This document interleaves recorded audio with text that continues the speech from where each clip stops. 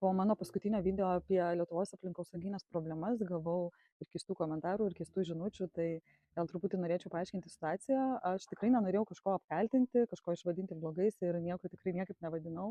Aš tiesiog parodžiau faktus, kokia yra situacija Lietuvoje ir norėjau pasakyti, kad dabartinė aplinkosauginė sistema Lietuvoje neveikia arba veikia nepakankamai ir kaltų čia ieškoti turbūt nelabai reikia, nes už tai esame atsakingi visi, tiek valdžios institucijos, tiek verslai, tiek paprasti gyventojai ir pirkėjai.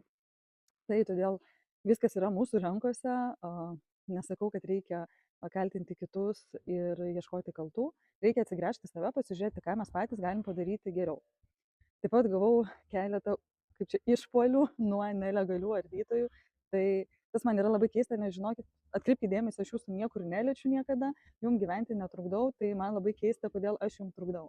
Aš pati turiu pažįstamų ne vieną, kurie nelabai legaliai ardo, turiu pažįstamų nelegalių servisų ir puikiai su jais sutariam, aš žinau jų problemą, žinau, kas jiems sunku ir jeigu tik jiem reikia pagalbos, visada savo kažkokiom žiniom padedu jiem, jeigu tik jie nori legalizuotis.